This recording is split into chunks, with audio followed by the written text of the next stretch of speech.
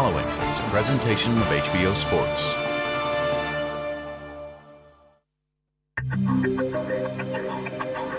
He is boxing's longest reigning current champion. I am Joe Calzaghe, undefeated. Who now faces fellow undefeated title holder, Mikkel Kessler. You may not know me, but I am a champion. Not so long ago, this 168-pound unification fight between Wales's Joe Calzaghe and Denmark's Mikkel Kessler would have gone unnoticed outside of Europe. A title holder since 1997, Calzaghe needed a 2006 conquest of highly regarded American Jeff Lacey to launch his international reputation. Calzaghe begins to hammer it home. The Welsh icon's stature continued to grow as his streak of title defenses reached 20. Within the borders of Denmark lurks an even more unfamiliar national hero. Mikkel Kessler dominant in Denmark. Hailing from a nation with scant boxing history, Kessler's march destruction of then undefeated Librado Andrade thrust his name worldwide. With an aggregate record of 82-0, Calzaghe versus Kessler is no longer just a European novelty. Will Welsh fans witness continued dominance from their local hero? I'll stay the best in the world. Or can a Dane travel across the North Sea and make a great statement in hostile territory? I worked for this fight my whole life. It's prime time for the 168-pounders. 60,000 fans are expected in Millennium Stadium in Cardiff, Wales, as Joe Calzaghe takes on Mikkel Kessler next.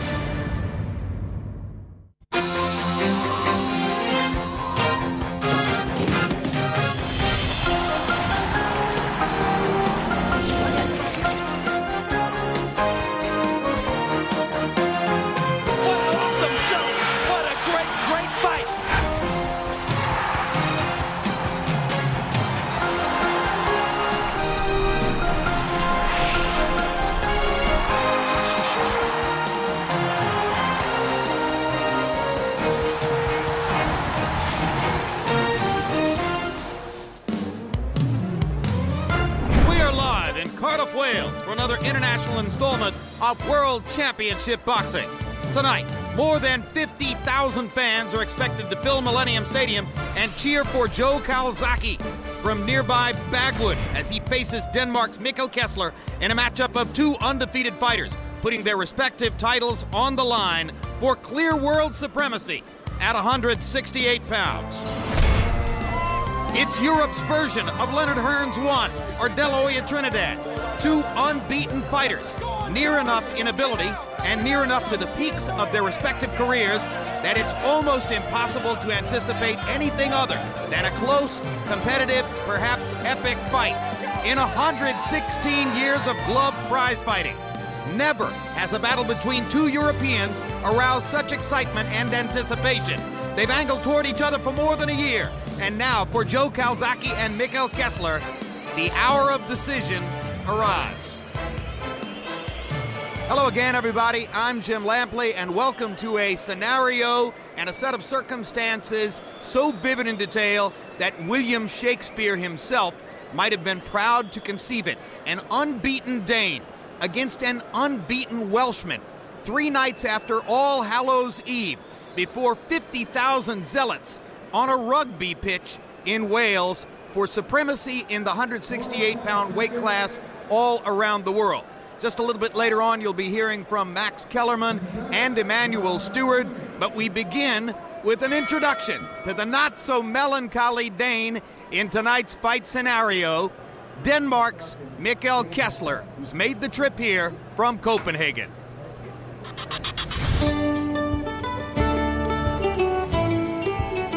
This is Denmark, perhaps the most beautiful little country in the world. There's virtually no unemployment here, virtually no crime. In fact, it's hard to imagine anyone getting particularly angry about anything. You know, Denmark is a small country with 5 million inhabitants, and it's a country with a lot of welfare. It's a country where nothing really bad can happen. People are not very ambitious because you can do without that. Strange, then, that in this happiest of little kingdoms lives one of boxing's fiercest fighters. Mikkel Kessler is putting on a show. Like most kids in Denmark, Mikkel Kessler's first sport was soccer. But by age 13, he wanted something different. and asked his mother if she'd take him to the local boxing gym. And then we got there and the trainer said, okay, come on, change your clothes, get out there. He was horrible. I thought he was a horrible person. My poor little baby boy. Most of Kessler's friends, fearful of the violence in boxing, were not allowed to try the sport. Once he got some blood on him, on his shorts, and I didn't like that. She wasn't that afraid like my other friends' mothers. No, I'm not afraid. But you explained to me once about it. You said, the art of boxing is not to get hit. And that was quite simple, you know. Yeah. As a teenage amateur, Kessler dominated. By 16, he was European youth champion. Soon after, he began thinking about turning professional and quitting his day job. I was a mechanic for 2.5 years. But, you know, I saw the old mechanics and everything, and I didn't want to be that. So Kessler quit. His co-workers at the Mercedes-Benz factory thought that was a big mistake. They always told me, you're just a stupid boxer, you're not gonna be anything, you know. They were bullshitting also, of course. But you know, I took it in, you know, and then I thought, I'm gonna be something, you know, something special. Mikkel Kessler dominant in Denmark. Kessler's extraordinary success, 39 professional wins with no defeats, has made him Denmark's biggest sports star. Last year, he was voted Athlete of the Year.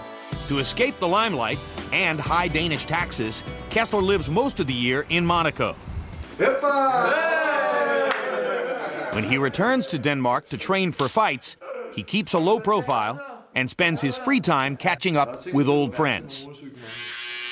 The last year he was the greatest sportsman in Denmark.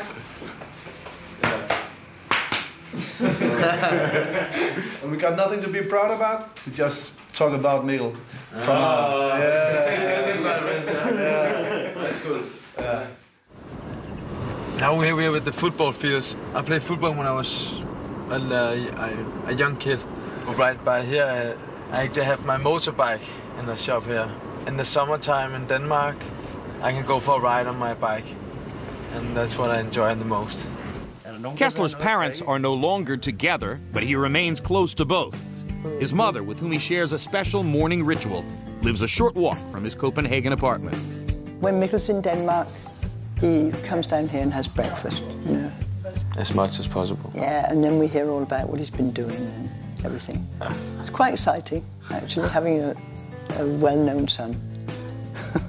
His mother was always there. His father has always been there. His comrade and his friend, and his pretty safe surroundings where nothing tough happens. He never do anything that people could be jealous or something like, because he's just a simple, nice guy.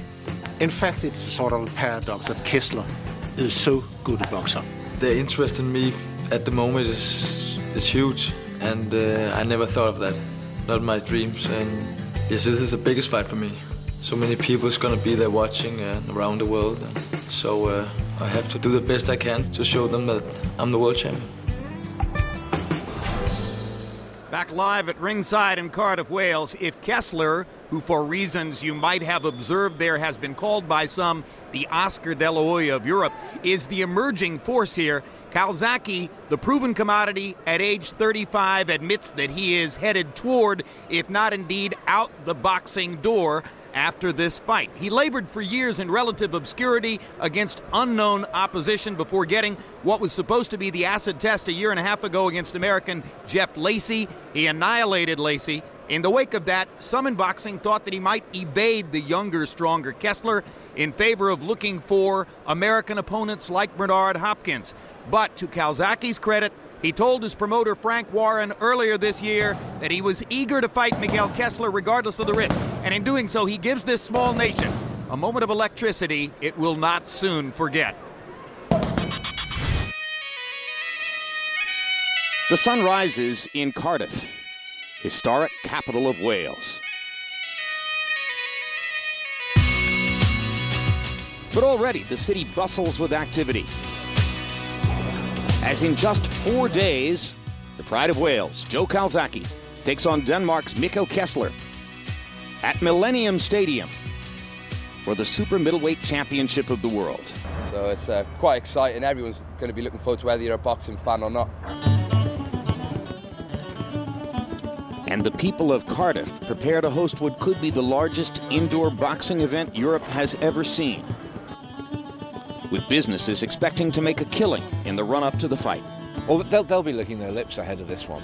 I'm told that about 50,000 tickets already being sold, and I think most of those will be from out of Cardiff, with 50 to 60,000 people coming into the city for a couple of days. We've estimated that it's between £5 and £10 million. It's worth that much to the city.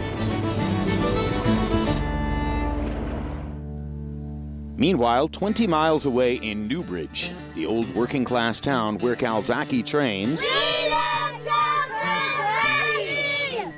the locals also count the days until their native son heads to battle. Yeah. Right, so you'll be situated right by here on the front, looking straight across at the fight there, and you should knock him out on this side. I reckon that's a sign to knock him out on, so you should be all right there.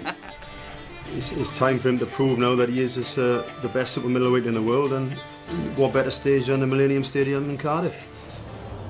For a Welsh sporting public starved for success, the unification showdown between the two undefeated titleists couldn't have come at a better time. The Wales rugby team in the past year have had one of their worst years in memory. They were knocked out of the World Cup in the group stage to Fiji, which was disastrous in this country. The football team are struggling badly. The main club football side have also had a very poor year. So it is fair to say Joe really does carry the hopes of a nation on his shoulders. Amid the anticipation, Calzaghe keeps his composure as he prepares for the fight of his life. There's always pressure in every fight. You know, people say 50,000 people are going to turn up. Is that going to be added pressure? No, it doesn't matter if it's 5,000 people, because, you know, there's enough pressure with the guy who's in the opposite corner. But a victory for the Pride of Wales this Saturday could resonate beyond the British shores. His evenly matched bout with Kessler has generated widespread interest in the United States and will be shown live in prime time across the Atlantic. Whoever wins this contest is going to have a major impact on European boxing. And let me put it to you this way. If the toughest guy in your street was going to box the toughest guy in the next street, everyone would want to go and see that fight. And in Mikkel, Kessler and Joe Calzaghe, what you have right now is two undefeated sportsmen who appeal to the public, who are good looking, if you like, the old-fashioned black and white 50s heroes, and they're going to be boxing each other. The day before the eagerly awaited fight, throngs begin descending on Cardiff from all directions. They're coming from all over the United Kingdom, that there's a large contingency coming in from America, and of course there are some Danes coming in as well. The city's full. We've got about 7,000 or 8,000 beds in the city and in the area, and they're all taken. But as night falls, it becomes clear sleep is not on the agenda. For fans here in support of Calzaghe. And Kessler will have more than his opponent's fists to contend with when he steps into the ring for the epic showdown. There's no chance that he has ever fought in any kind of environment close to this. You know, he is going to have his fans. He's going to have maybe 2,000 people supporting him, but he's going to be so outweighed by Joe's supporters. Sugar Ray Leonard said that Peter Manfredo found it very, very intimidating, and that was just 35,000. You know, with over 50, the noise in the atmosphere will be something special.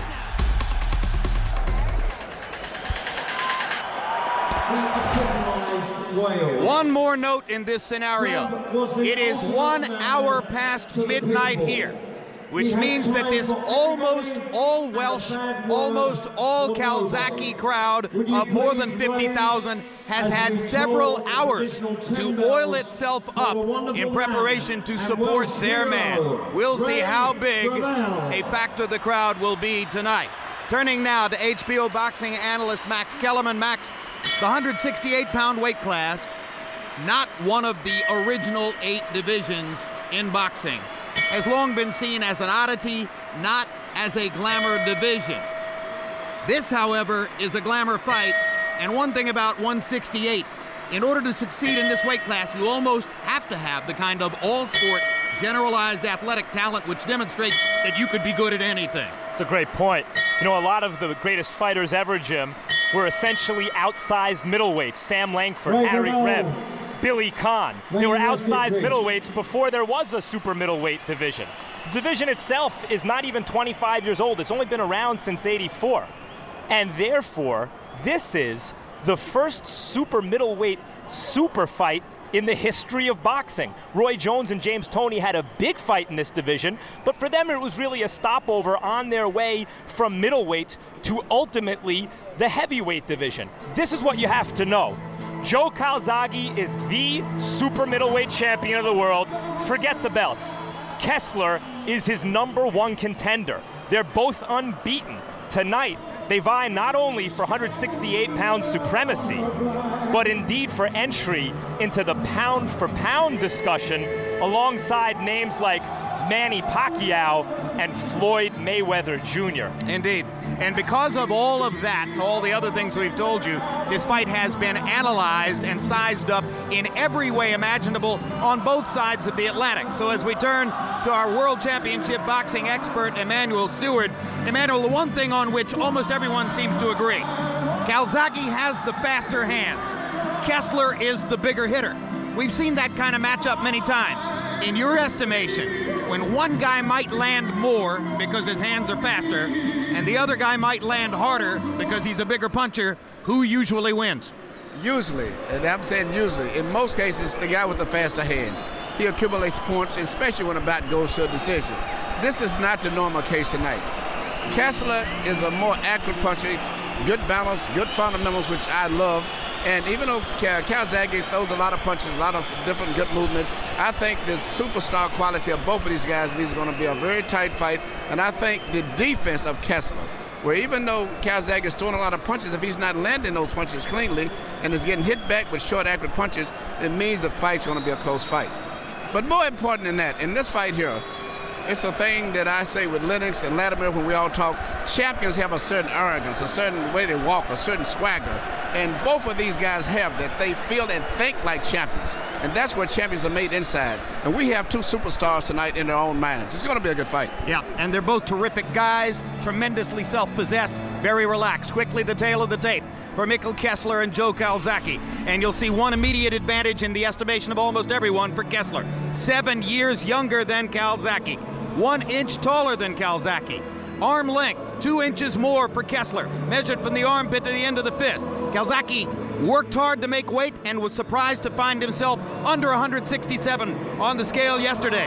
Kessler at first failed to make 168, had to remove a couple of articles of clothing, then stepped back onto the scale and made it on the nose. Rules of the bout with our unofficial ringside scorer, Harold Letterman. The Joe Calzaghe Mikkel Kessler fight is scheduled for 12 rounds using the unified rules.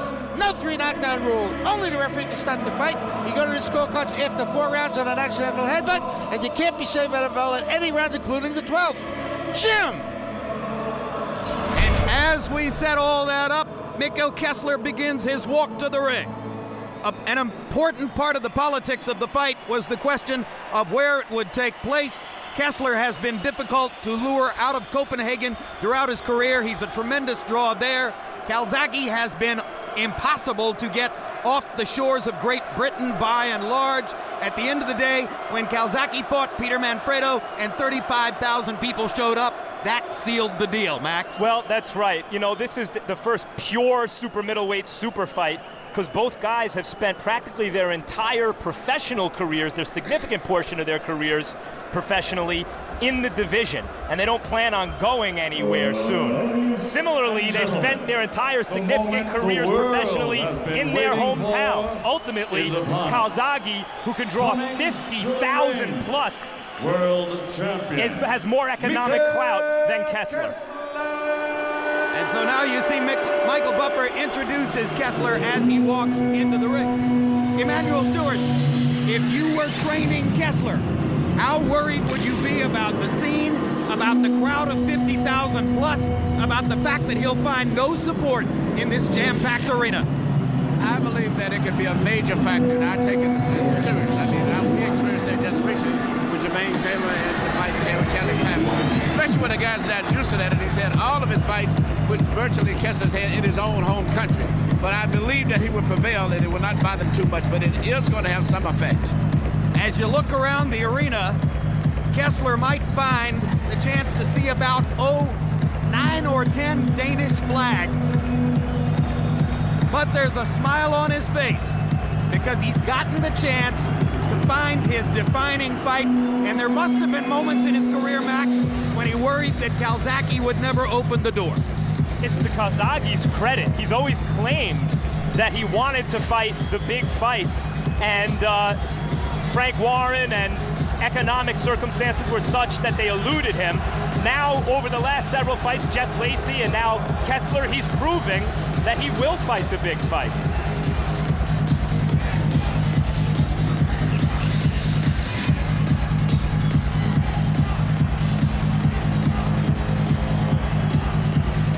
It's called a unification fight.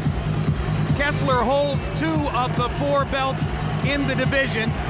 Calzaghe has held the belt that he has enforced as his own for more than 10 years, 20 title defenses.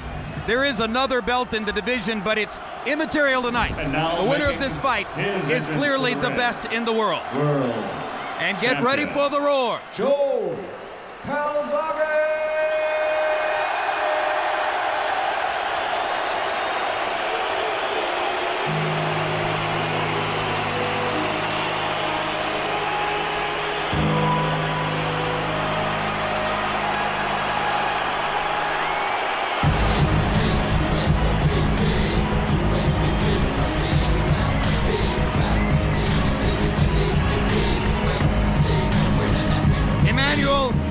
Any fighter would love it.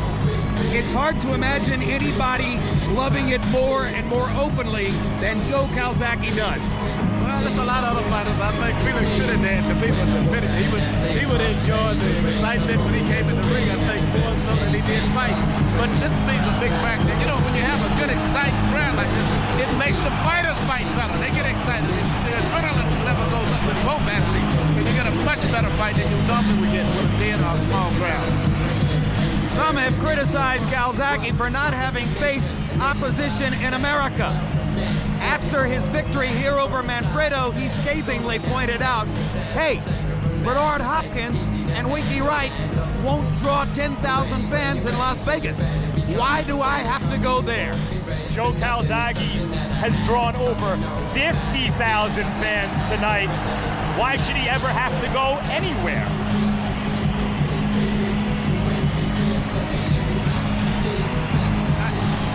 I still personally would like to see him come to America. I think for him to be accepted and be more credited, in my mind, I would like to see him be able to fight away from having such a strong partisan crowd. And if he wins tonight, there's almost no question he'll do it.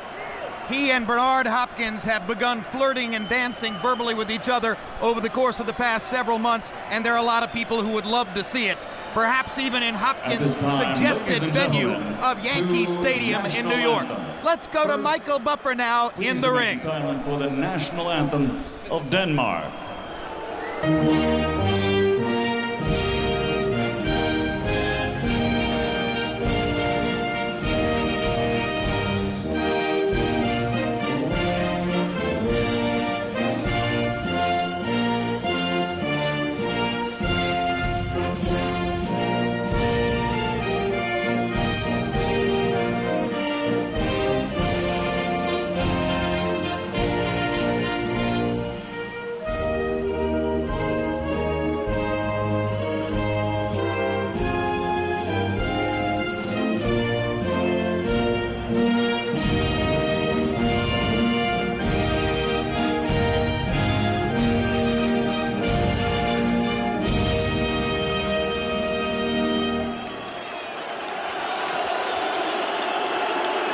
And now, ladies and gentlemen, the multi-award-winning Bridge and Male Voice Choir to sing the national anthem of Wales.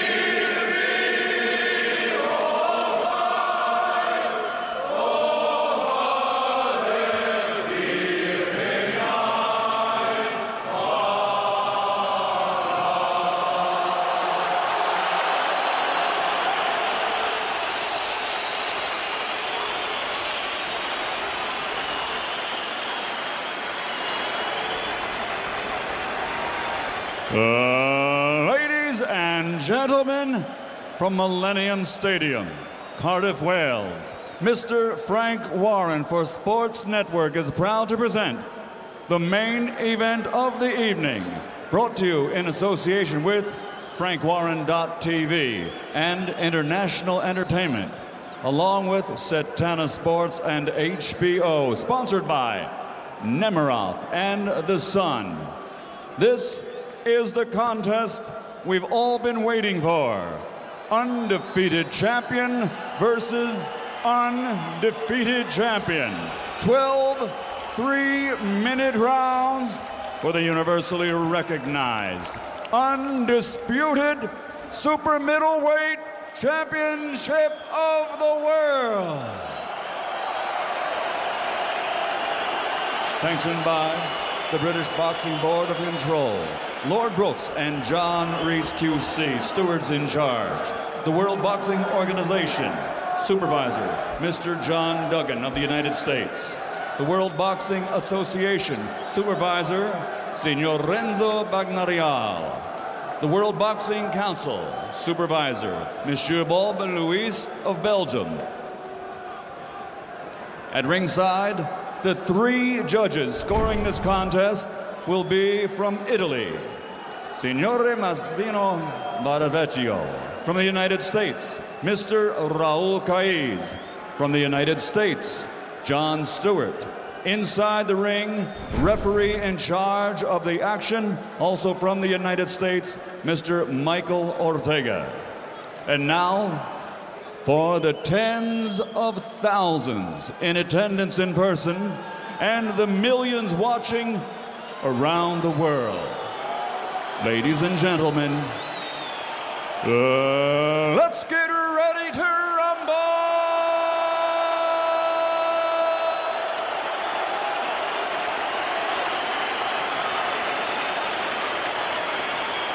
Fighting out of the red corner, wearing red with white, official weight 168 pounds. He made his professional debut in 1998 and captured the WBA World Championship in 2004. He added the WBC title in 2006. His record is a perfect one, consisting of 39 bouts, 39 victories, including 29 knockouts. From Copenhagen, Denmark, the reigning, defending WBA, WBC super middleweight world champion, the Viking warrior, Mikkel Kessler.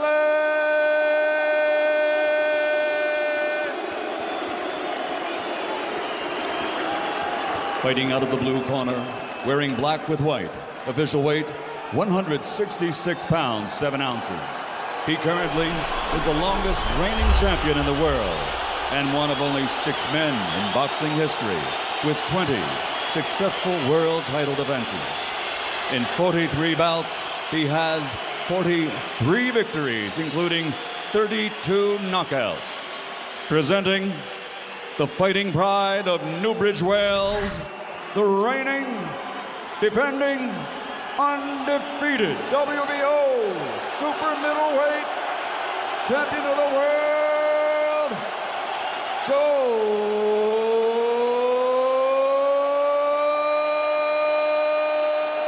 Calzaghe.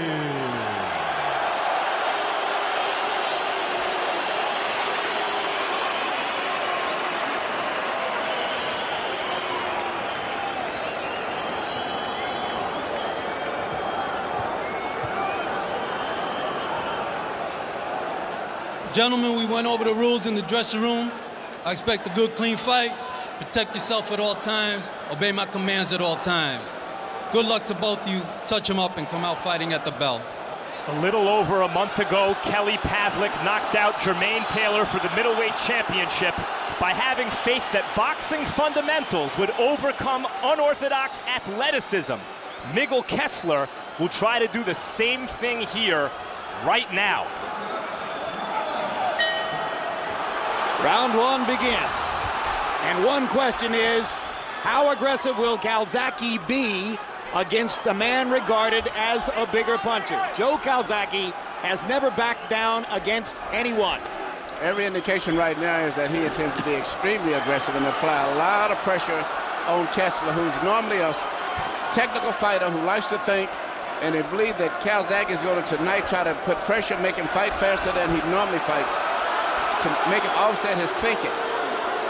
In his great rounds, and there have been many of them, Mikkel Kessler throws many more jabs than is the average in this weight class. Sometimes upwards of 50 jabs per round.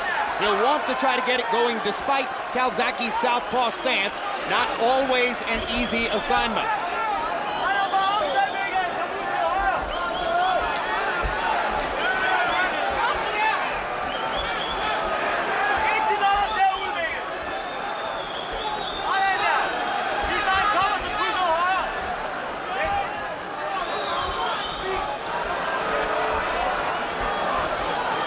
There's been a significant punch so far.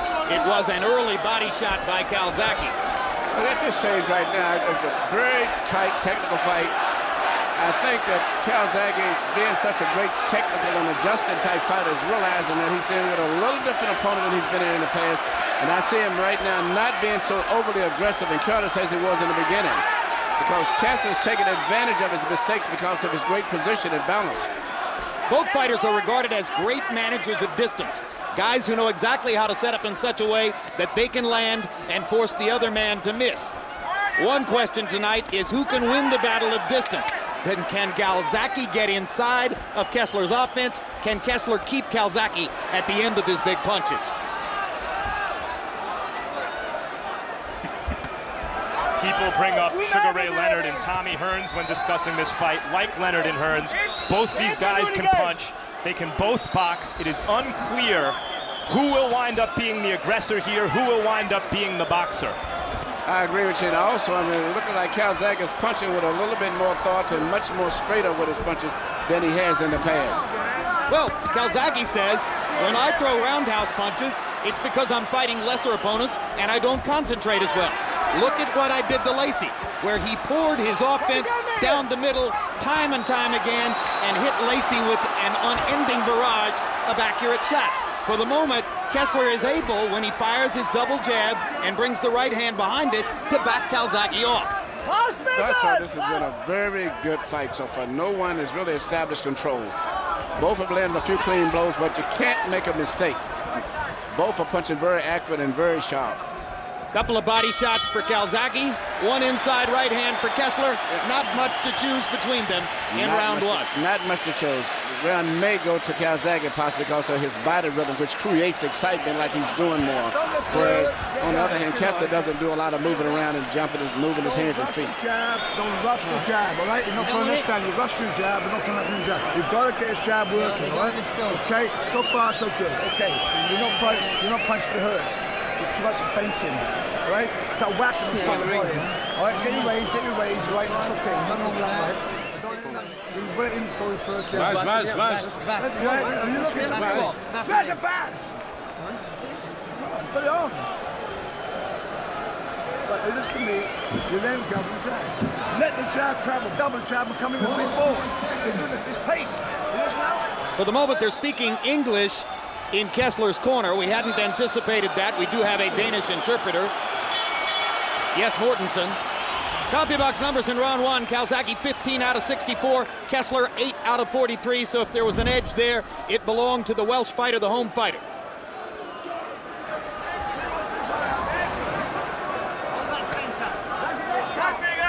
One big question, of course, given the venue, is does Kessler have to score a knockout to win the fight? Can he win a decision on Welsh turf in what's expected to be a close fight? Kessler, of course, says what everyone would say about that. I'm not concerned about it, or I'll take it out of the hands of the judges. It was interesting talking to a lot of the people here from Welsh. A lot of them give Kessler a very good chance of winning the fight, much more than I expected. And we can see why. Kessler is studying Calzaghe, measuring the distance, landing short counter punches inside. Good left hook there by Kessler. Incidentally, his mother is English, migrated to Denmark. There's a warning from Mikkel Ortega to Joe Calzaghe about holding behind the head. So Kessler is technically half English, half British, although that doesn't cut much ice with the Welsh crowd.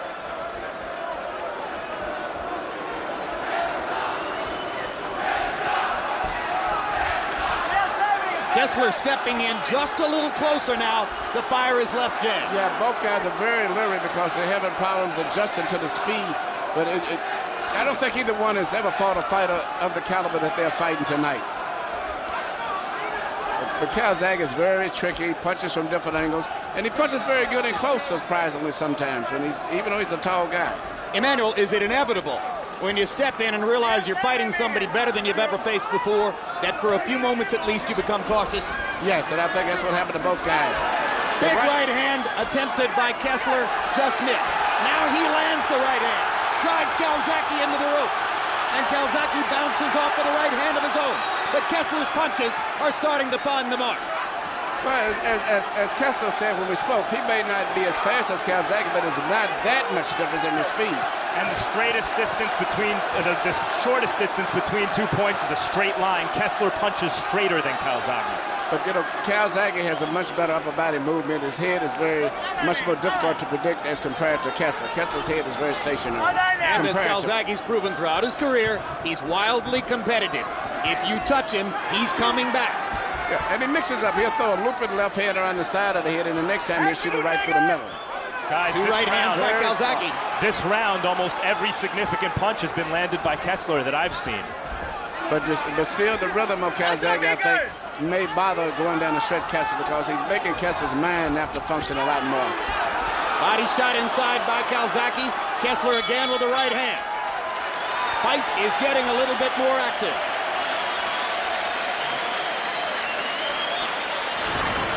Immediately following our telecast, stay tuned for the premiere of Countdown to Cotto Mosley.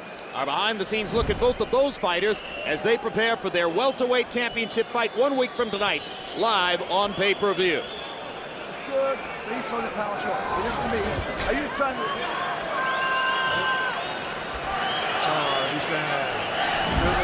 The Kessler corner wants him to keeping his distance and don't show too much respect. Keep pressuring him, keep up the tempo, and focus on his body.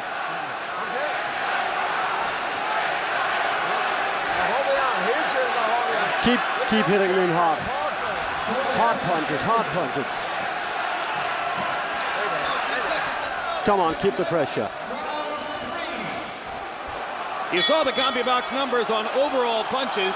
Power punches through round 2. Calzaghe 15 of 55, 27%. Kessler 10 of 27, 37%. So Kessler a little more focused on power shot. Down goes Kessler, and that's a slip.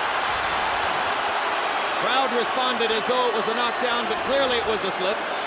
Mikkel Ortega wants time to wipe off the gloves of Mikkel Kessler, who was ready to go back to fighting right away.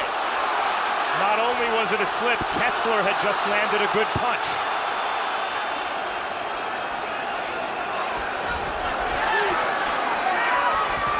Good right hand by Kessler. Calzaghe comes back with a left and begins to throw his arms wide and wing his punches. An occasional Calzaghe habit. But Joe thinks that his hand speed advantage is starting to come into play. Well, I think not just his hand speed, just his so fierce determination.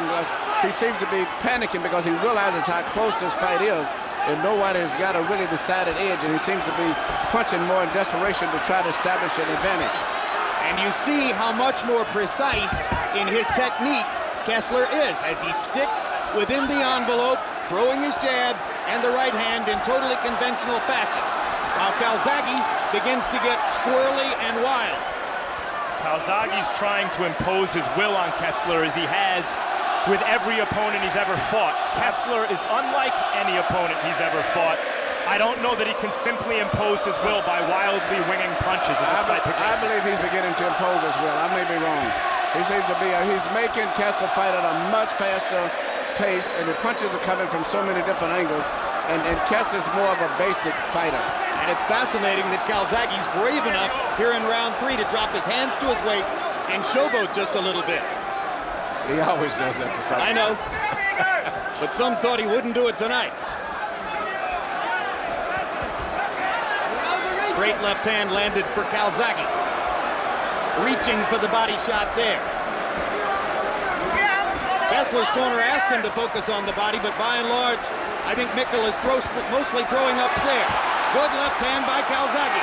And another.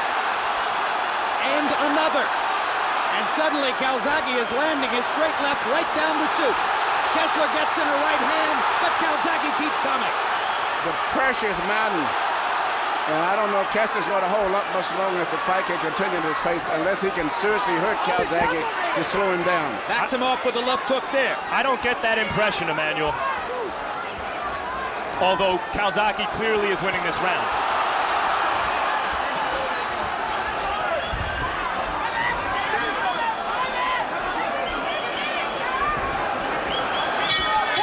As you might have expected against a southpaw opponent, Kessler hasn't been as consistent with his jab as is the case in most of his fights.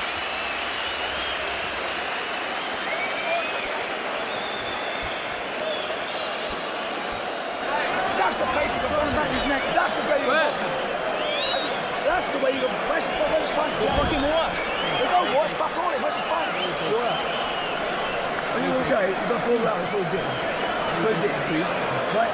Okay? That's amazing, right? Keep up your tempo, Mikkel. Don't let him take 2 long breaks. Just keep pressing him. Don't give him any chances. Don't give him it. Keep going at him. Just keep going. Right here you see a shot that comes over that lands to the body, but it is more of an off-balance situation. But it really wasn't a clear knockdown by any means, as much as it was balanced. But here you see Calzaghe come back and land a clean counter left hand at the end.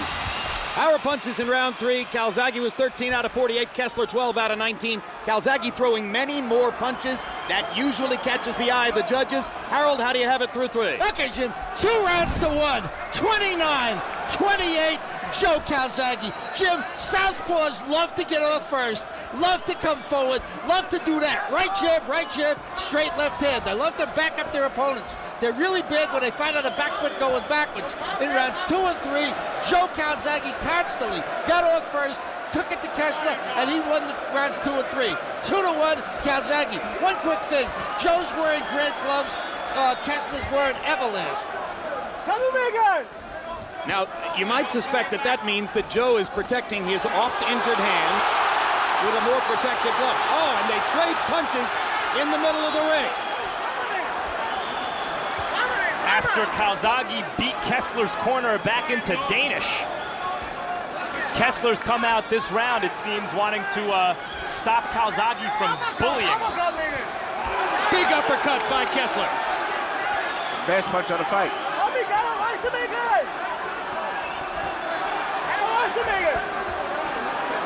Calzaghe holding, and then gets in a body shot as they pull away. Yeah, Kessler's uppercut was the first really solidly landed power punch. And I think in range. For a moment, I think it hurt Calzaghe too. Calzaghe showing a very good chin, absorbing some crisp, clean shots this round. We were talking about the choice of gloves, Calzaghe wearing Grant and Kessler wearing Everlast. Calzaghe has often been bedeviled by hand injuries in the past. So too has Kessler. He has titanium in both hands. And it was Kessler who was rumored in the build-up to the fight to have missed as much as 2 or 3 weeks of sparring with an injured right hand. He, of course, said that wasn't the case, but British journalists are persistent in saying it was true. Well, it's a lot. Big uppercut by Kessler again. A lot of again. talk has been about the hands, and both guys going into this fight. The hands have been a big factor. And now Kessler's jab begins to land, as his uppercut has twice caught Calzaghe in his tracks in this round. I think Kessler may have found something new here, Emmanuel. Kessler's beating him because he's landing more solid accurate punches. And I think that right uppercut really got Calzaghe's attention early in the round. And he hasn't really recuperated mentally from that, I don't believe. These guys are punching, in particular Kessler, very hard. And a super fight has broken out in this super fight.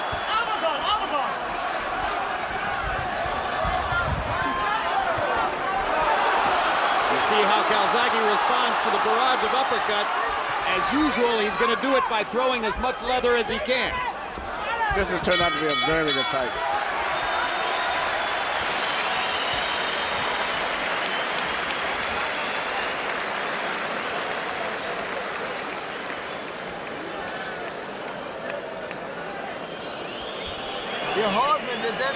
All you need is to keep pressuring him. He'll get tired.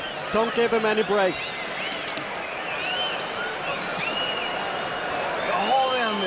Just keep attacking him. Don't give him any peace. Han kommer selv lynhurtigt efter et slag. So here's what he's throwing. Right, gas and bust. Some buzzing. Breathe deep, come on. Gas and right. You know it's going to be hard work. You know that. You know. Right here you see Kessler land a beautiful counter left, right, just as Calzaghe comes in, leading himself off balance a little bit as he's coming in. Overly aggressive. And here you see the uppercut, which I think was the best punch of the fight so far. Both were counter punches. And there was another uppercut later in the round, which likewise landed solidly. It was a very good round for Mikkel Kessler. They've been fighting on relatively even terms now into the fifth.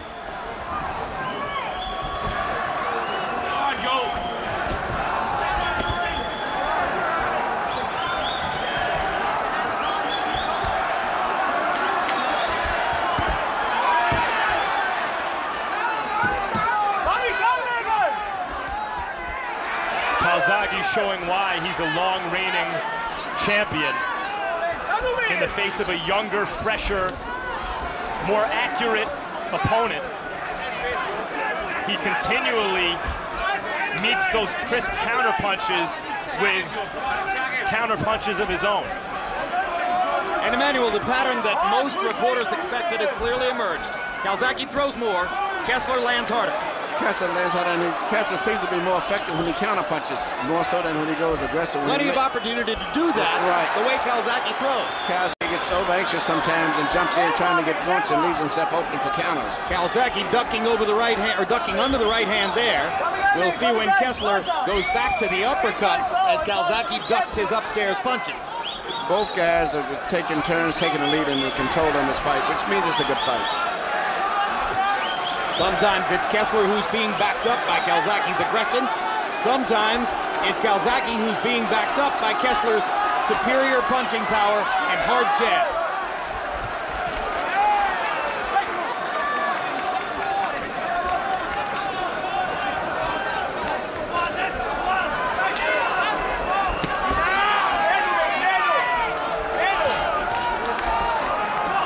Because of what's at stake here, this fight had, and the styles, this fight had the potential to be less than aesthetically pleasing. But these guys are creating beautiful, high-level stuff here. Personally, myself, Max, I'm enjoying it because you see a little bit of everything. Boxing skills, exchanges, and every time one guy feels the other guy's taking control, he fires right back trying to take control himself.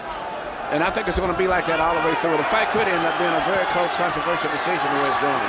And both guys are remarkably accurate punchers, and as they tire down the stretch, that will come more into play. Because it's harder in the late rounds to defend yourself against precise punching, and they can both punch longer than they can defend. I think if it goes down the stretch and continues to pace, it might be a slight edge, might go to Calzaghe possibly. There's a trickle of blood from the right nostril of Kessler's nose. Clearly the result of a Calzaghe left hand. Hard right hand by Kessler.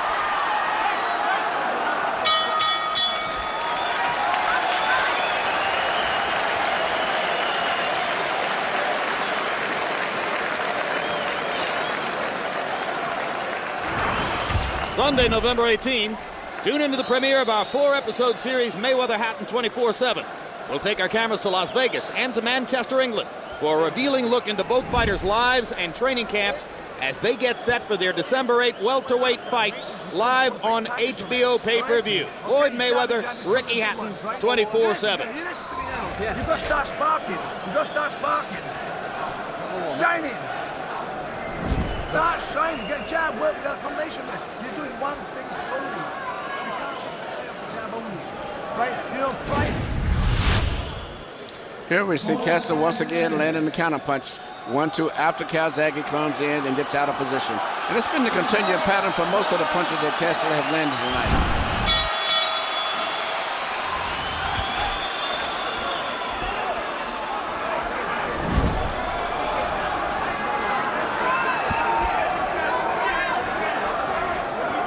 fast pace into round 6 of a scheduled 12.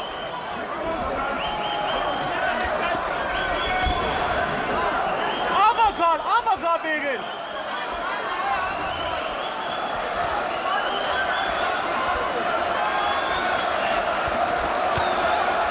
Calzaghe is a southpaw who squares up and faces his opponents a lot of the time. Yeah, in this round, he's being very careful to keep his right shoulder in front. Because most of the time that Calzaghe gets hit is out, he throws his punches and end up square and with his head falling forward out of position, and that's when Kessler lands those nice counter punches on him. Kessler's getting hit more this round. Calzaghe's not throwing hard, he's just touching him, but he's more successfully doing it. Now, good point, Max. It's a boxing round for Calzaghe so far. And Kessler, incidentally, is hearing his corner yelling for the uppercut because since the big barrage of uppercuts in round 4, he seems to have gone away from it. Yeah, but right now the tempo, as I said earlier, of Calzaghe, I think is starting to take his effect. You know, both guys, but he's never fought anybody that punches with the authority of Kessler, so he's in a new territory as far as he's concerned in this fight also. Well, when you think about the judging of the fight, Calzaghe is throwing almost twice as many power punches by CompuBox count, not landing them, throwing them. It's my experience in watching judges that the number of punches you throw is way more important than the number of punches you land. Right. This round he has not been as successful in hitting Calzaghe as much as he has in the past couple of rounds. Calzaghe mostly sticking to the jab in this round, as Max pointed out, just touching Kessler, but very effectively so. And Kessler seems to have lost his rhythm for the moment. Yeah, but you know, he still punches that short, active punches, and all of a sudden he'll explode again. But I just believe that the tempo that Calzaghe said is starting to take his effect. Calzaghe, it appears to me, has landed more clean punches in this round than he has in the entire fight until this round. And has been defensively very good in this round also, too. A boxing round. Look at how he keeps his right shoulder in front. Now he squares up momentarily, but immediately goes back into the southpaw stance. And his father told him it's time to shine, I believe he said. It's a great story. Joe Calzaghe, having been trained since age 9 by his father, Enzo Calzaghe, who, when he began this enterprise, had no background in boxing whatsoever, actually had to read instructional books to figure out what to tell his son. He's done pretty doggone well, Emmanuel. Fantastic, and this is great. He's a tremendous athlete, too. You know, the same punch that Kessler's been landing effectively, he's been studying Calzaghe. He lets Calzaghe fall forward and then takes a step back and throws a 1-2. More blood from the nose of Kessler after Calzaghe appeared to win a boxing round.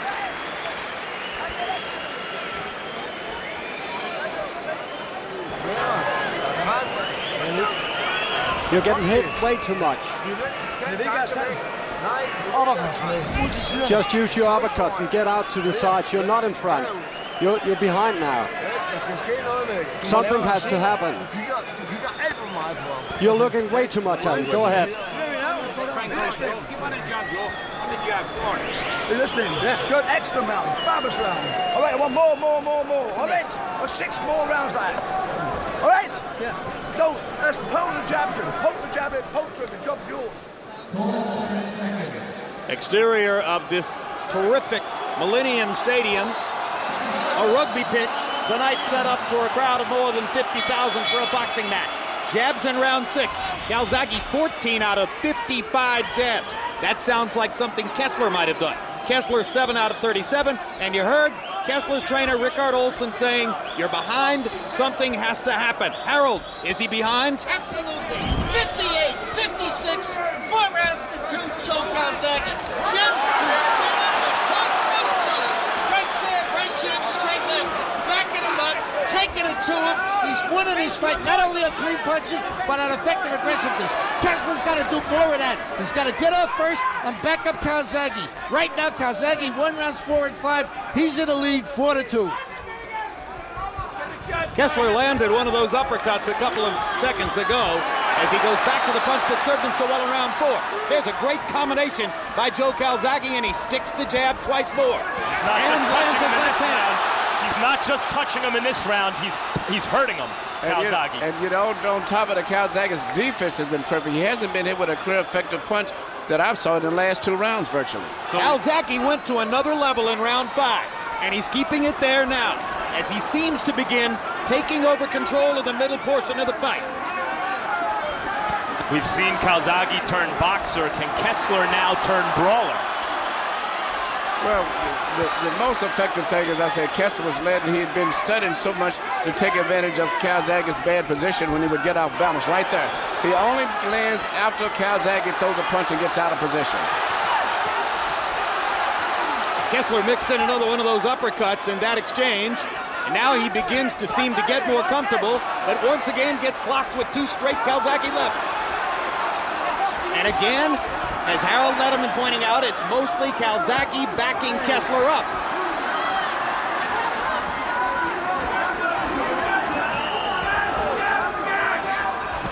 Now Calzaghe flirts with danger a little bit more in closer quarters with Kessler, and there's a mark of blood between Calzaghe's eyes on his upper or lower forehead.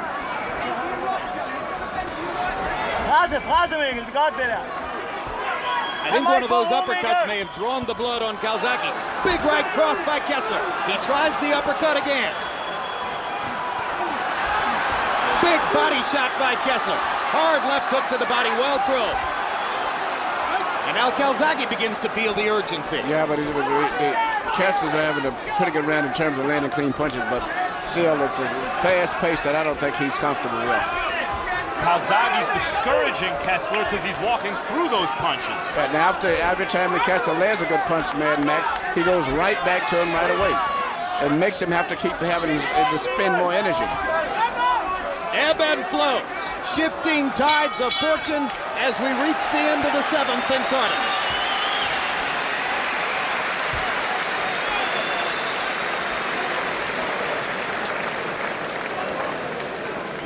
You jabbing his ass and you lost the fucking punch. Listen to me, Joe. Yeah. You boxed his ass off. Yeah, beautiful words. Can you keep it up, Joe? Can you keep it? He had to rally 4 shots. Big deal. Just do not ban and jab for me, Joe. As you're doing, nothing more than that. It's fantastic. You boxed his fucking ass off. You lose your angry ball. You have to attack him. Go forward. You give him too much space. Way too much. Attack him. Just keep going forward. 7's coming up, right? Yeah. Come on, the 6th is over. Come on. Just keep going forward. It's now or never. Don't give him anything. Anytime. Go forward. Kessler's corner begging their man to go forward. Enzo Calzaghe praising his son, saying you boxed his ass off. Calzaghe threw 105 punches in the 7th round and begins to set up a working margin on Harold Letterman's scorecard. We're into the 8th.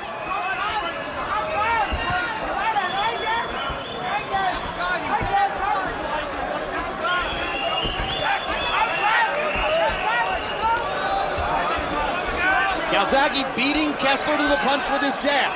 It's been a pattern for most of the last few rounds. But Kessler's more aggressive this round. He's actually leading the attack this round here. That was a big left hook by Mikkel Kessler. Yeah. Instead of waiting to counter punch as he's been doing most of them, he's actually aggressively going after Calzaghe this round. But dropping his hands and allowing Calzaghe to land upstairs. Come here. Good straight right hand inside by Kessler. Kessler's punching with a lot of authority right now this round.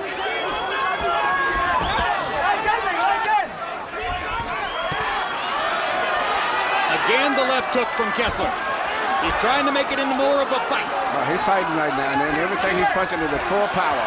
Both guys are throwing bombs, and they're both good punchers. Kessler's a better puncher, though. Yes. And he's doing exactly what he has to do because he was systematically losing the fight the way it was going. So I think he's coming out now to let it all hang out one way or the other. Kessler needed to change. He needed to do something extra, and he started to do it, and Calzaghe has responded.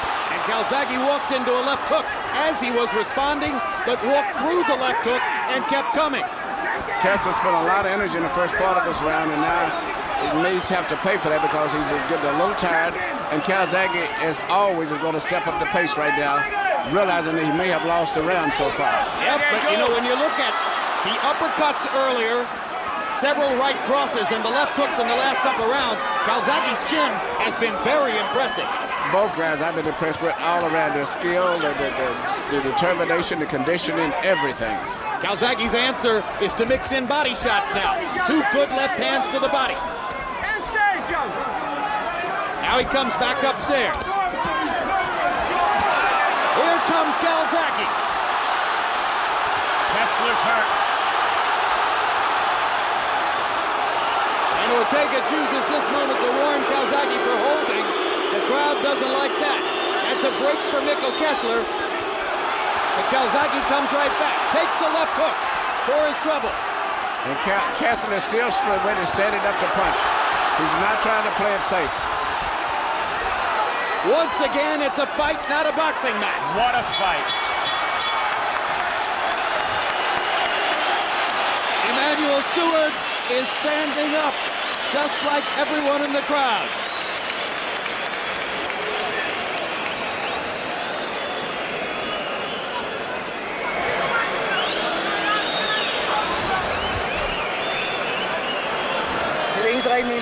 It's the only right thing. You have to fight him. Attack, attack, attack. You can't afford anything else. This is the 9th round.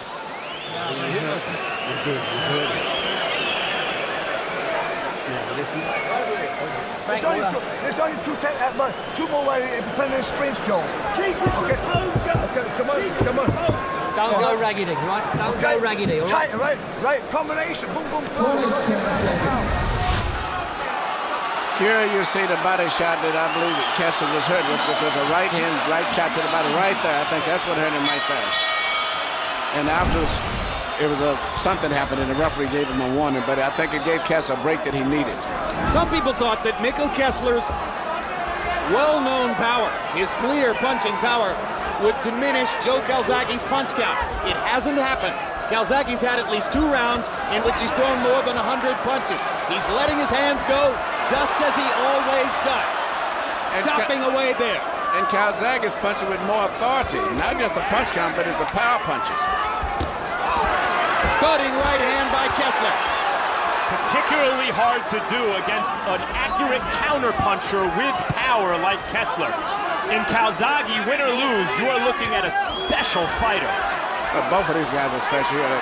Kessler has never been in this type of a situation, but still, he's still punching with full power and desperation, too. Kessler trying to go to the body with his long right hand. Calzaghe has held the edge in body punching, largely because he's focused more there and thrown more.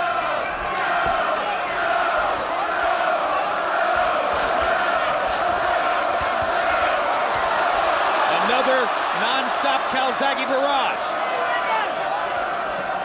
And if stamina becomes a factor down the stretch, the body punching figures in.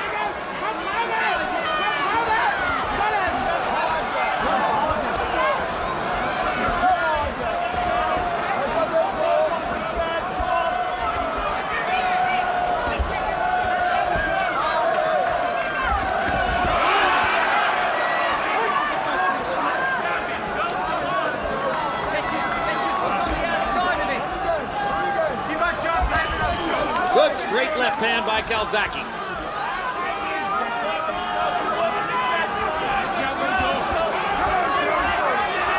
Kessler lands a stiff left. Calzaghe comes back with a combination. Kessler seems to be a little bit on the tired side, but he's still punching very hard and can never relax with him because he can turn the fight around with one solid blow still. Well, he's had a lot of big moments, just not enough of them. It's one of the oldest dictums in sports. On the road, you've got to play to win. Kessler's on the road here. He's got to let more of it hang out and play to win.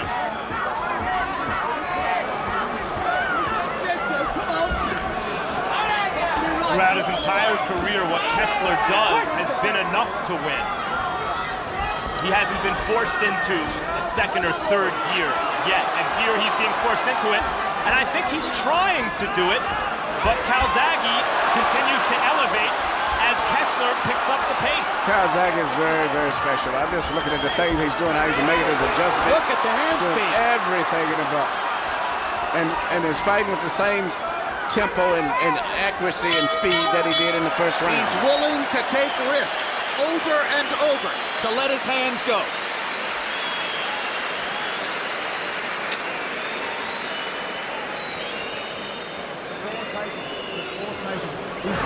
Immediately following our telecast, stay tuned for the premiere of Countdown to Dakota Mosley. Our behind-the-scenes look at both fighters as they prepare for their welterweight showdown 1 week from tonight in Madison Square Garden, live on pay-per-view. What a great, great fight that could be. You can do better, Joe, okay? Bam, bam, bam, bam, bam, bam, bam, bam. Use your rallies to work and score points. Use your rally. When he gets forward, use your right and the left. Go left and use your right. Which round is this? This is the 10th. Go. There we see body punches again, which I would have never respected that Calzaghe would be more effective in a fight with body punches than instead of with his jabs and his regular head punches. Just wading forward, trying to hit anything he can. In the last 2 rounds, Calzaghe has outlanded Kessler by CompuBox count 50-32. Harold, how do you have it coming to the 10th? Okay, Jim, 7 rounds to 2, 88, 83, Joe Calzaghe. Jim, Mikkel Kessler's got to do something. He's got to go to plan B or he's going to lose this fight. Joe Calzaghe just giving him a boxing lesson. Jab, jab, straight left. Jab, jab, straight left. Over and over and over again. By the way, Mike Ortega really took away Joe Calzaghe's advantage in the 8th round. He had Kessler hurt, and Ortega yanked him off to warn him about a shot behind the head. You can't do that. If a guy's got the other guy hurt, don't jump in. You know, you can warn him, but don't jump in. 8-2. Joe Calzaghe. Emmanuel, every viewer can see the swelling above Kessler's left eye from Calzaghe's right hand, but they're not using the end swell between rounds on that left eye. I'm surprised too, but I really don't think they're even prepared. This is new territory for them. I mean, Calzaghe has had a lot of tough fights, injuries and whatnot. I don't think that Kessler's camp was just prepared for this type of a war. They have not had the experience in this situation. As they pointed out in our meeting yesterday, Kessler's never been hurt in a fight. Maybe they didn't think it was possible. What a trade. What a war they've got in round 10 now. But Calzaghe looks cool as a cucumber amid the fire. Yes, he is. It seems like he's more comfortable in this situation than Kessler. Kessler is into a desperation mode of throwing enormous right-hand counter punches, hoping to catch Calzaghe with a home run punch. Calzaghe is content to just keep letting his hands go and hit the target. There's a big flurry by Kessler, but only a couple of the punches landed. You're right, Jim. There's a really good flurry, but I didn't see that many punches land. But at least Kessler is trying. He realized that he's losing. He's fighting as if there's some anxiety and anticipation of trying to win the fight. He hasn't given up like a lot of guys would do at this stage.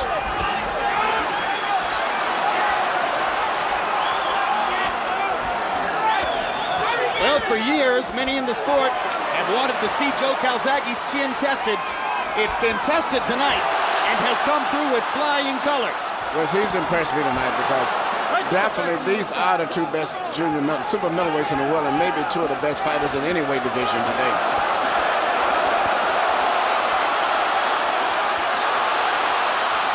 And I think there's something to be said for an unconventional style. As great as Kessler is, you can prepare to fight somebody who's totally conventional. There's nobody else in the world exactly like Joe Calzaghe. It looks to me that Calzaghe may have broken Kessler in the second half of that round.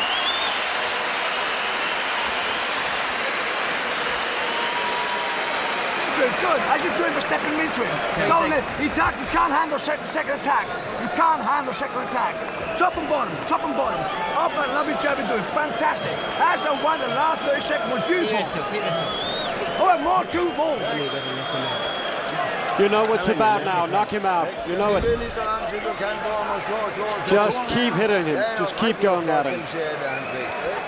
Breathing. Come on now. Getting tired. I know that.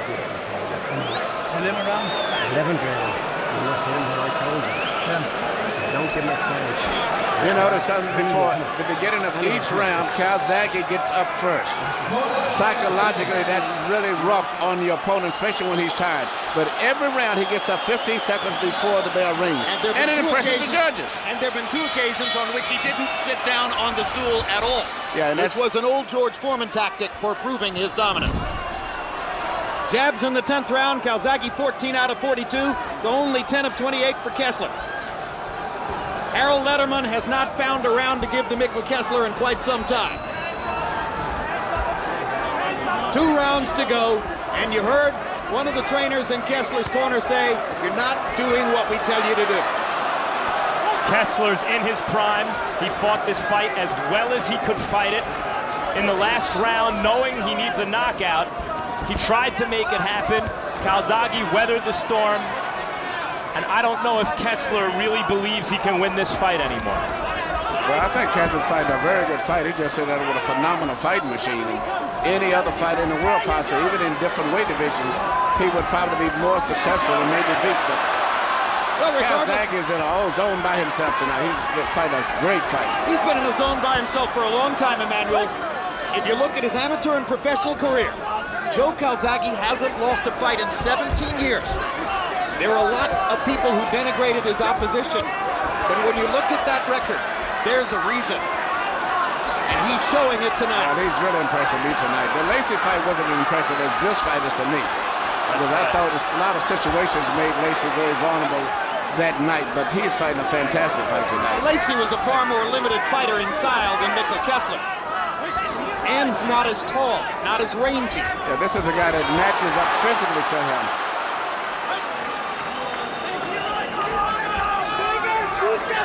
Kessler, 7 years younger, 1 inch taller, 2 inches longer in the arm, measured from the armpit to the end of the fist. Just as unbeaten as Calzaghe. And as he's being chopped down. And just as determined still to try to win this fight. That's right. As he's being chopped down, he's throwing back.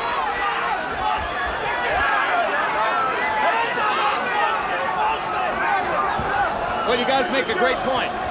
This isn't necessarily the exposure of Mikkel Kessler as something less than what he was supposed to be. Yes, it's just a fantastic performance by a fantastic fighting machine named Joe Calzaghe. Kessler is still a very good fighter. Somewhere Bernard Hopkins is watching. Calzaghe calls him Old Hopkins. But the discussion has been on for quite some time. And what a fascinating fight it would be, because of Hopkins' counterpunching style against Calzaghe's constant flood of punches. It's hard for me to see any super middleweight, light heavyweight, anyone dominating this fight the way he's fighting now, unless it was an exceptionally great fighter.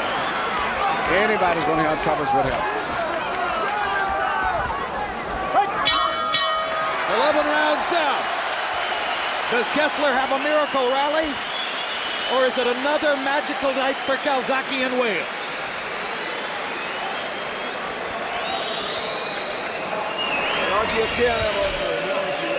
I know he's annoying, I know it.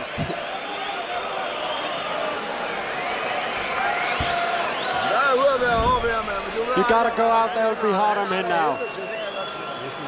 He's suffering. Keep going at him. Last round, top him up. Okay, keep it tight. Dominate for him. You can go wild, chocolate box before he punches. All right, let jab work, let jab work, let jab work. Okay, give me you win. Okay, you got it. Now listen, keep it tidy. Don't go raggedy and keep stepping off to your right. You know, it's fascinating, Emmanuel. Kessler puts up a brave and spirited fight in every round. But between rounds, sitting in his corner, he looks absolutely shell-shocked. Yes, he looks like he's giving up here that look, but he comes back and starts fighting as soon as the bell rings. You know why he's shell-shocked? Because he's not doing anything wrong, Kessler. He's doing everything right. Calzaghe is a fighter against whom you can do everything right, and he'll make it come out wrong. In fact, Kessler expressed exactly that before the fight when he said Joe's style is to spoil your boxing. That's a great phrase for what's happened tonight.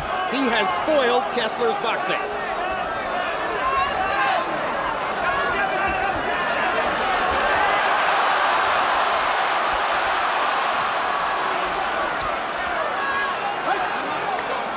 see how smart that Calzaghe is. He was getting hit with those right hands early out. He would miss punches. Now he's beginning to bend over to his left to avoid getting hit with the right hands coming from Kessler. To his left. Calzaghe's left. Kessler's fighting like an animal right now. But I like that.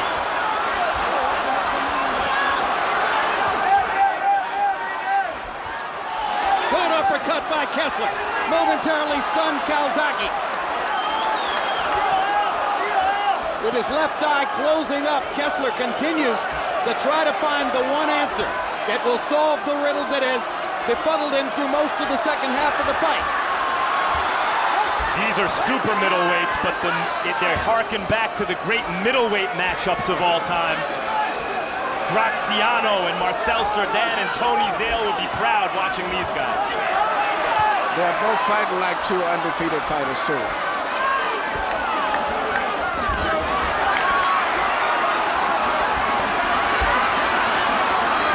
Calzaghe's going to bank on offense down the stretch. It's what brought him this far. Kessler appears to need the knockout. He needs it, and he's trying to get it. Great body punch by Kessler. Calzaghe stands tall and keeps throwing. Big right hand by the Dane. Here comes the Welshman.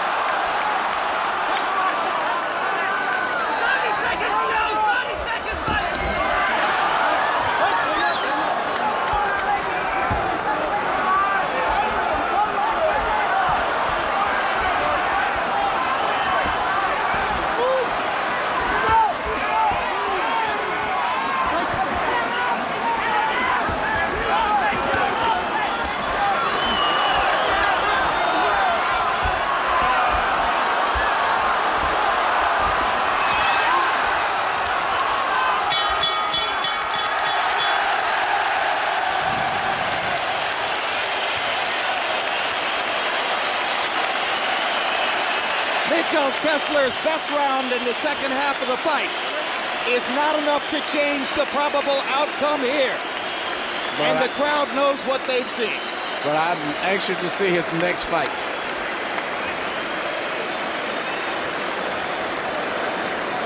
Calzaghe's almost in a Ray Robinson position where, as good as you might be in the super middleweight division, I don't know if this guy can be beaten by what's out there right now. Well, he himself has said, if I can beat Mikkel Kessler, there's nothing left at 168 pounds. I'm headed to 175.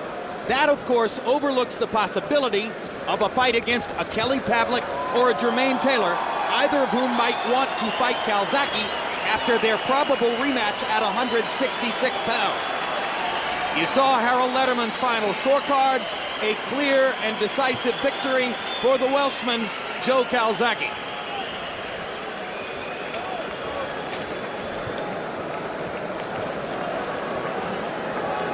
Great fights often come down to the force of will. Joe Calzaghe's will for 44 fights now has been indomitable. And let's take a look at the three judges who will render the official verdict. Lederman's final score was 117-111 Calzaghe. That means 9 rounds to 3.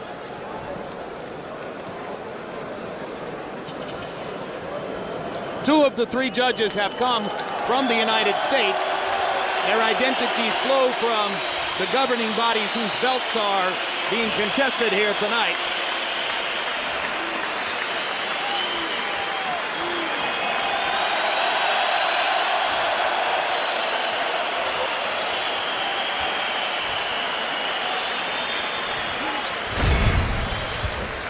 Massimo Baravecchio of Italy, very inexperienced, only 5 title fights. For 2 undefeated champions. And now Michael Buffer's going to announce the decision. The other 2 judges are Rafael Cais and John Stewart, or Raul Cais and John Stewart of the United States.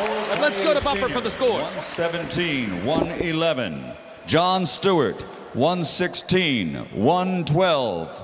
Massimo Baravecchio, 116-112.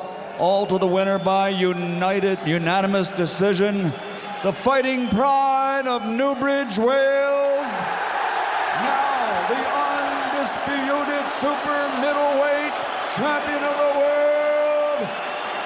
Calzaghe.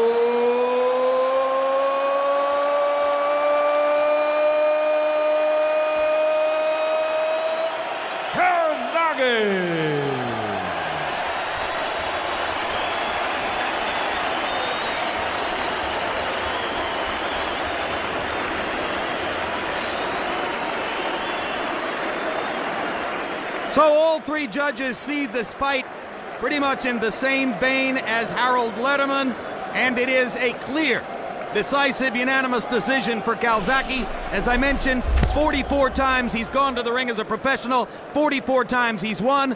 Mikkel Kessler, I should say, is for the first time in 40 fights a loser. Final CompuBox numbers, and they underline the clarity of the decision. Calzaghe landing 112 more, throwing, look at that, 425 more punches than did Mikkel Kessler. Jabs, Calzaghe landing 85 more, throwing 224 more jabs than did Mikkel Kessler. And in the power punch category, it was pretty much the same thing. Calzaghe landing 27 more, throwing 201 more power punches than did Mikkel Kessler.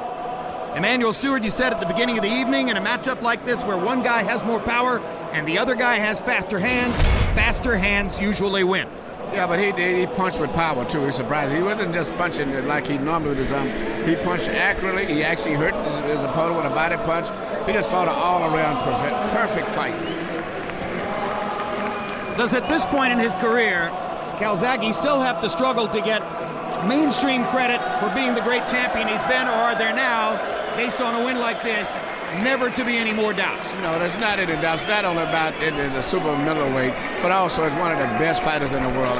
In my mind, he should be in at least top 2 or 3 for the pound for pound, especially when you look at his overall record.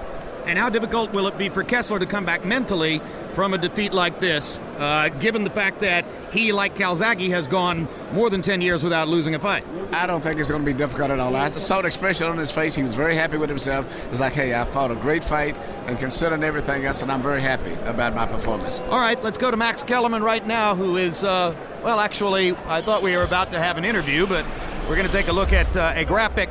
Max, talk to us about the potential opponents now for Joe Calzaghe in the wake of his terrific victory here. Well, he is the super middleweight champ. Hopkins is the light heavyweight champ, and Pavlik is the middleweight champ.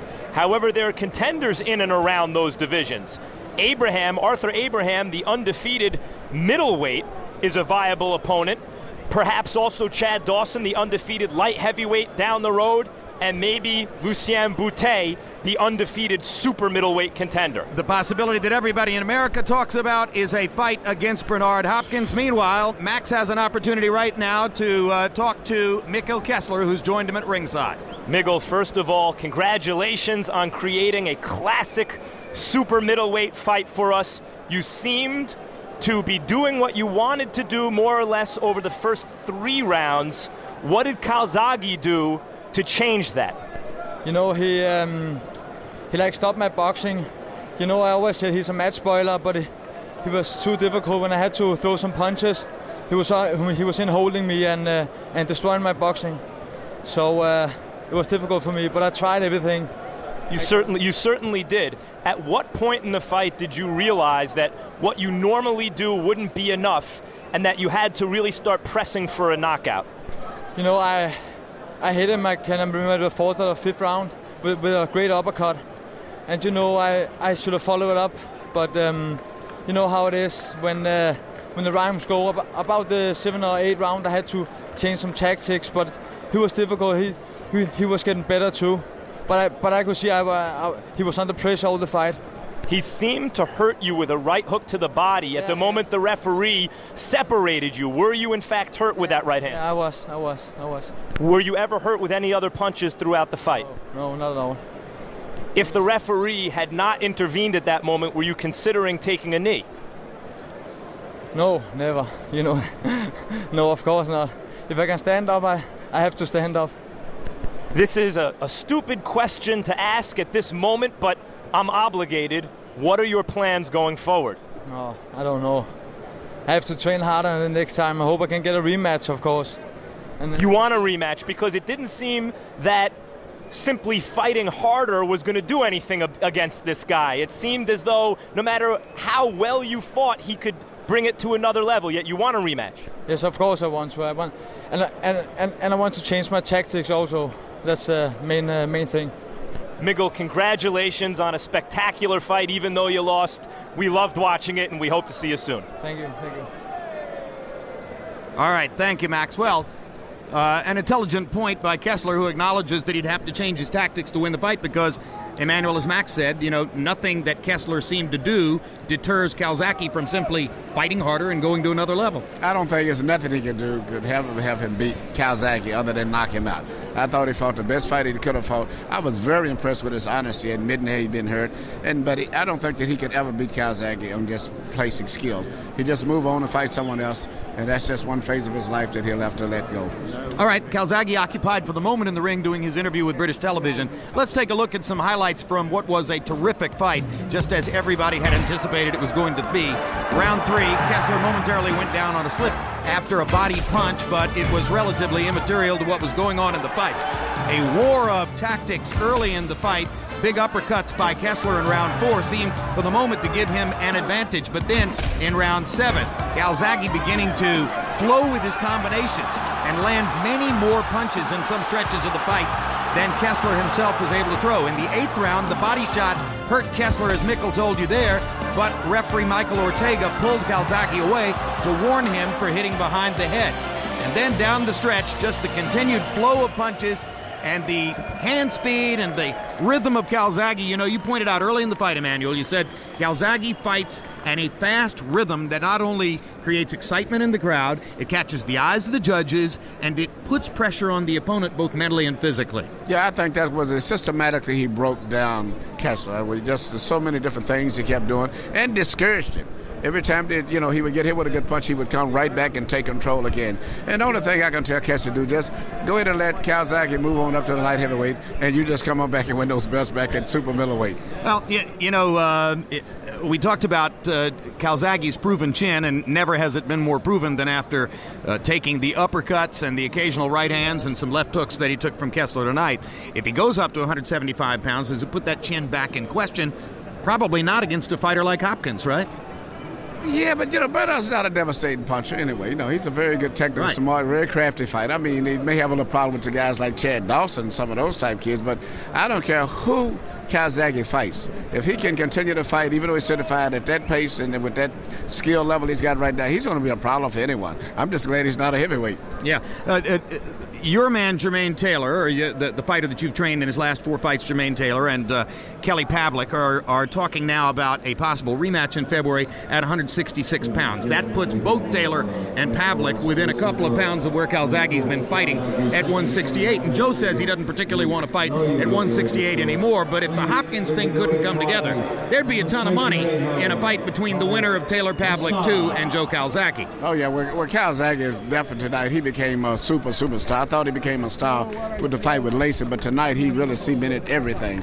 And whoever he fights, between a fight between Pavlik or Jermaine Taylor, it would be well viewed and very received. All right, let's go to Max Kellerman with Joe Calzaghe right now.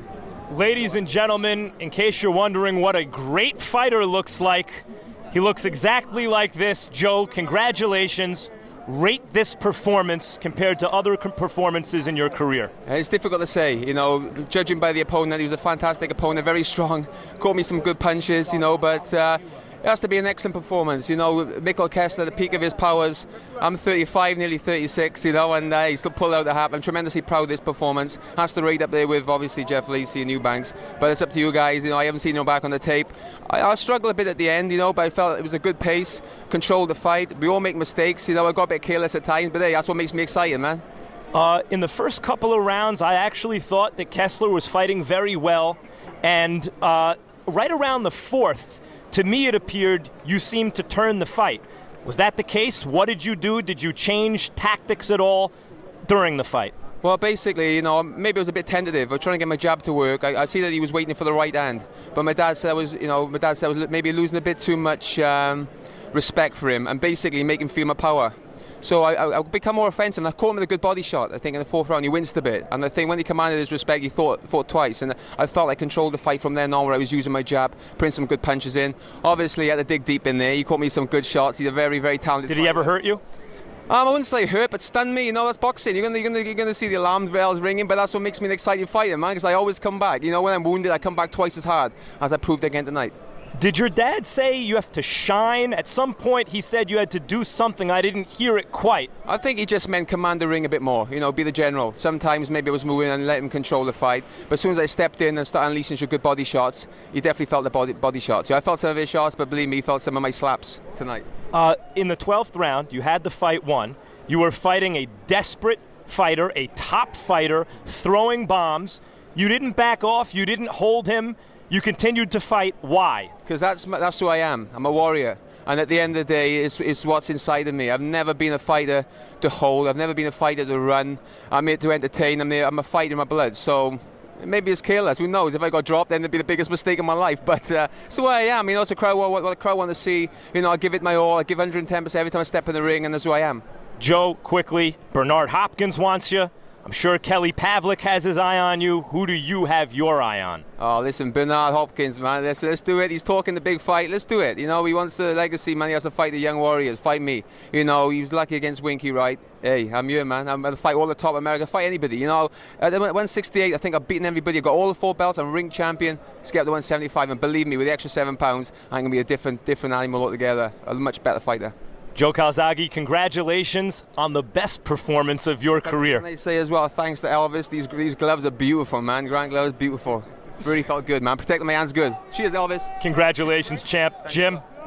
That, incidentally, is a reference not to Elvis Presley, but to Elvis Grant, well-known boxing figure who is key executive at Grant Gloves, the gloves that Calzaghe wore to protect his often injured hands during the fight. And he made a reference there, Emmanuel, to the remark that some in Kessler's camp had made, and that has often been made about Calzaghe through his career, that he's a slapper, not a puncher. Let's settle this once and for all. He's no slapper, right? Body, but he did admit, he said, I slapped him to the body pretty good. But no, he impressed me tonight. I've never saw him punch this good. That's why I say it was a perfect performance tonight. And it's one of those stellar performances that he may never pass. And especially beating Kessler, was a very, very focused and determined fighter. All right. Great night, Emmanuel. And Max, a final word from you. We talk about the possibility of a fight against Bernard Hopkins. Kessler says what Calzaghe does is to spoil your boxing. If there's anybody in boxing who spoils your boxing, it's Bernard Hopkins. Could a fight between Calzaghe and Hopkins actually be aesthetically pleasing to watch? If Calzaghe makes that aesthetically pleasing, he's truly capable of anything. I think that Calzaghe's performance tonight, it's not that it was perfect, it's that it was beyond that. He was faced with a prime, young, willful opponent in Kessler, a guy at the top of his game, and Calzaghe somehow found an extra dimension, and that is why he is now in the conversation for best pound-for-pound fighter in the world, along with Manny Pacquiao and Floyd Mayweather Jr. One last thing, what a year of boxing so far. Pavlik Taylor, Calzaghe Kessler. Next week we're doing Cotto Mosley by the end of the year, Hatton and Mayweather. It's a good time to be a boxing fan. Yeah, it almost feels repetitive at this point. In fact, it is. I've told our audience, Max, a half dozen times that we're looking ahead to what might be the fight of the year, and next week we're looking ahead to what might be the fight of the year. And what a fantastic year it's been. And incidentally, just to put the final capper on all of the pre-fight hype and the build-up to what happened here, the official attendance was indeed 50,150 fans. So thanks for being with us from Cardiff, Wales on this perhaps the most anticipated fight ever in the sport between two Europeans. It totally lived up to expectations. And the winner was a guy who has long ago proven that he's a terrific champion, now unquestionably can be seen as one of the greats, Joe Calzaghe.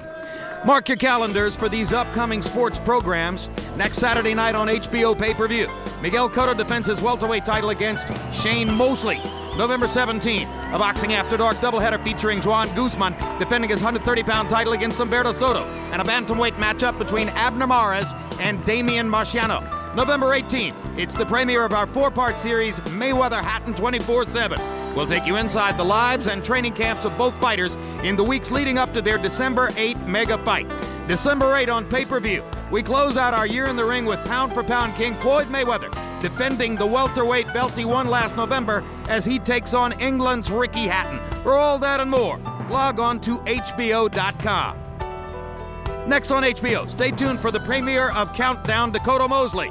And if you missed any part of tonight's broadcast of Calzaghe Kessler, you can catch it again Sunday at 9:30 a.m. on HBO, and on HBO 2 Sunday at 5:30 and Tuesday night at 11 p.m. So now for our entire HBO crew, I'm Jim Lampley saying so long from Cardiff, Wales.